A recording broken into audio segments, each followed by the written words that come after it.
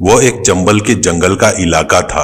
उस इलाके का नाम सुनते ही आसपास के गांव वाले और पुलिस वाले में एक डर बैठ जाता था। उस जंगल में गब्बर सिंह नाम का एक डाकू रहता था। वो जंगल की एक गुफा में रहता था। सभी बंदूकें और तलवारें ले जाकर घोड़े पर सवार होकर आसपास के गांव में डाके डालते रहता था।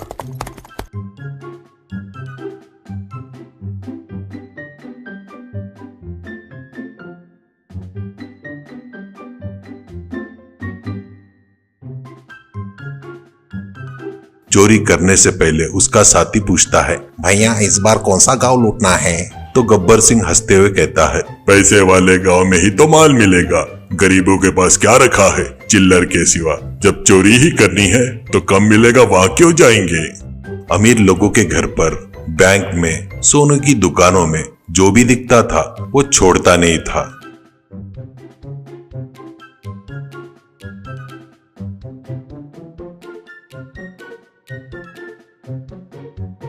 सब लुटकर जंगल में गायब हो जाना उसकी आदत बन गई थी। जीप में पुलिस उसका पीछा करती थी तो जंगल में घुसने के बाद चोरों का नामो निशान ही नहीं मिलता था।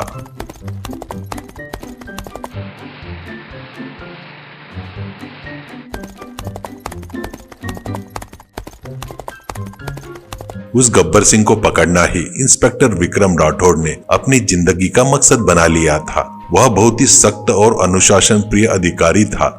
गब्बर सिंह के मामले में उनके बड़े अफसर ने फोन करके कहा, और कब तक पकड़ोगे उसे पकड़ोगे करके तुम्हें वहाँ पर ट्रांसफर किया है। मेरे बड़े साहब के सामने मैं तुम्हारी तारीफ की है। पता है तुम अब अगर उसे नहीं पकड़ पाए तो सिर्फ तुम्हारी ही इज्जत नहीं, मेरी भी इज्जत जाएगी। विक्रम राठौड़ ने जवाब दिया, सर उसी के लिए नींद और खाना छोड़कर घूम रहा हूँ सर। उस गब्बर सिंह को पकड़कर ही रहूंगा सर। मुझ पर भरोसा रखने के लिए धन्यवाद। उसे पकड़कर हमारे डिपार्टमेंट की इज्जत बचाऊंगा सर। दूसरा गब्बर सिंह आएगा तो इस बार डर के मारे पैदा ही नहीं होगा सर। गब्बर को कैसे पकड़ना है इस पर वो अपनी टीम के साथ हमेशा चर्चा करते रहता था। अगर मैं इस बार गब्बर को नहीं पकड़ा तो मेरी वर्दी का कोई मतलब ही नहीं है। वह कितने दिन छुपकर भागता है मैं भी देखता हूँ, वो अपने साथियों के साथ कहता है।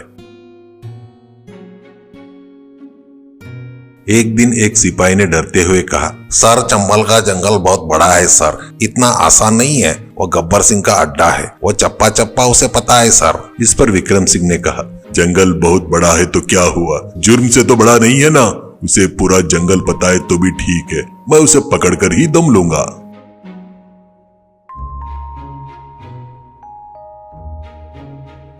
चंबल के जंगल के पास बस्तर नाम का एक छोटा सा गांव था। उस गांव के किनारे एक पुराना ढाबा था। उसके मालिक का नाम बिट्टू था। वो महाकंजूस, 1 रुपया भी खर्चा करना पड़े तो उसके हाथ कांपते थे, इतना कंजूस था वो।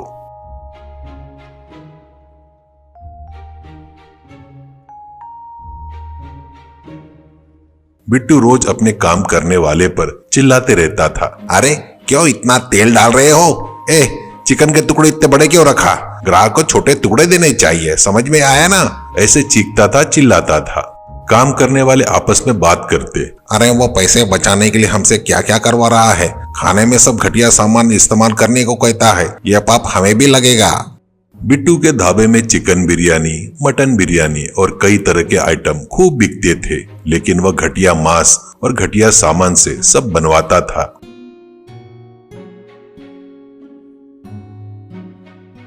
एक नौकर ने कहा, अरे मालिक ऐसे मांस और सामान से बनवाए खाएंगे तो लोग बीमार पड़ जाएंगे। बिट्टू हंसता है, बीमार पड़ेंगे तो डॉक्टर के पास जाएंगे ना, तुझे क्या तकलीफ है? बीमार होने के बाद फिर खाने के लिए आएंगे ना, जा अपना काम कर बेवकूफ कहीं के। बिट्टू के पास लड्डू नाम का एक नौकर भी था। वह ईमानदारी से काम करता था। बिट्टू का काम उसे बिल्कुल पसंद नहीं आता था।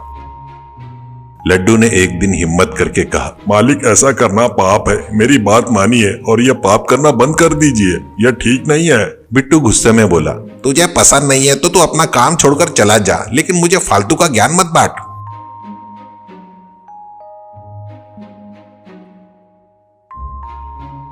हर साल 31 दिसंबर की आधी रात को बिट्टू बहुत सारा मटन बिरयानी बनवाता था। उसे ढाबे के सामने डेरा लगाकर बेचता था। साल का आखिरी दिन है बाबू, साल का आखिरी दिन, आधी रात को आइए आइए, पीना है, खाना है, जूमना है, पीना है। आज रात एक मटन बिरयानी खरीदे तो दूसरी फ्री, एक खरीदे तो एक फ्री। आइए, ये मौका हाथ से मत जाने दीजिए। बिट्टू ऐसे चिल्ला रहा था। तब लोग झुंड के झुंड में आकर खरीद रहे थे। यह देखकर लड्डू दूसरे नौकर से बोला, हाँ, बोली जनता एक खरीदने पर फ्री मतलब वो बिरयानी कैसे बनाता है यह भी नहीं सोच रहे हैं। इसका मतलब उन लोगों के लिए ऐसा ही आदमी सही है, दाम कम रहे तो बस है। यह जनता किसी के भी पीछे भागती है, पागल जनता। एक दिन गब्बर सिंह अपने गिरोह के साथ बिट्टू के ढाबे पर धाबा बोल देता है।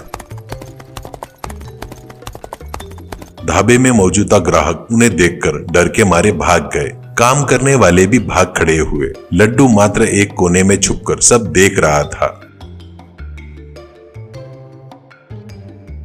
बिट्टू कांपते हुए गब्बर सिंह के पास आया। गब्बर भाई, ढाबा लूट के ले जाएंगे तो आपको क्या मिलेगा? गब्बर बोला, अच्छा क्या रे, हिसाब सिखा रहा है क्या?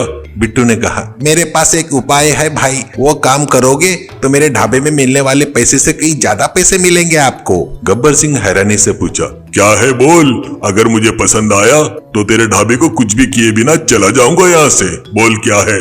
बिट्टू ने इधर उधर देखा और धीरे से कहा, अरे गब्बर भाई, आपको पता है या नहीं, पर मुझे पता है 31 दिसंबर की आधी रात को मैं यहाँ पर मटन बिरयानी बेचता हूँ। वो इस गांव वाले लोग बहुत पसंद करते हैं, लगभग पूरा गांव खरीदता है मेरे पास से। आज 31 दिसंबर है, आज उस मटन बिरयानी में बेहोशी की दवा मिला देता हूँ, वह खाकर लोग बेहोश हो जाएंगे। गांव के सारे घर आप आराम से लूट सकते हो ना। गब्बर सिंह हंसा, अरे तू तो मुझसे भी बड़ा चोर निकला रे, तेरा आइडिया मुझे बहुत पसंद आया, इस बार तेरे ढाबे को छोड़ रहा हूँ। कहकर सब लोग वहां से चले गए।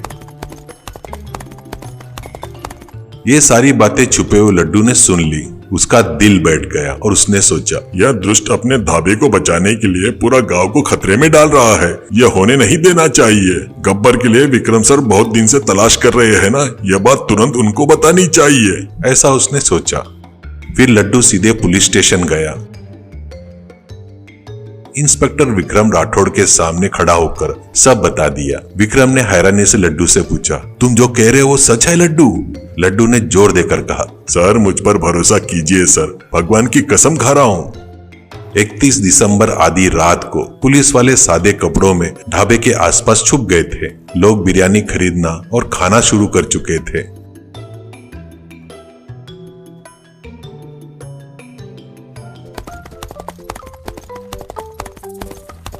विक्रम और उसकी टीम गांव में हर घर पर नजर रखते हुए गब्बर के गिरोह का इंतजार करने लगी। आखिरकार गब्बर का गिरोह गांव में घुसता है और एक घर में चोरी कर ही रहा था कि पुलिस ने उन पर धावा बोल दिया। हाथ ऊपर करो, इस बार तुम्हारा खेल खत्म, विक्रम ने चिल्लाते ही गब्बर सन्ना रह गया। इस तरह गब्बर सिंह और उसके सारे साथी गिरफ्तार हो गए। बिट्टू को भी पुलिस ने गिरफ्तार कर लिया।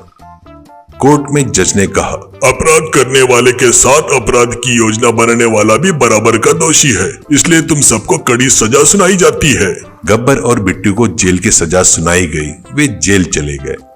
विक्रम राठौड़ ने खुद लड्डू को पैसे दिए और कहा, शाबाश लड्डू, गब्बर के पकड़ने के लिए तुमने जो अहम भूमिका निभाई थी, इसके लिए सरकार ने तुम्हें 10 लाख का इनाम घोषित किया है। ईमानदारी का यही इनाम है। लड्डू ने कहा, मैंने अपने गांव को बचाया है सर, मैं वही चाहता था, वह मेरे लिए काफी है सर। चोरों से हाथ मिलाने वाला भी चोर होता है, लालच और लोभ से बढ़कर ईमानदारी बड़ी होती है सर, आखिरकार वही जीतती है सर।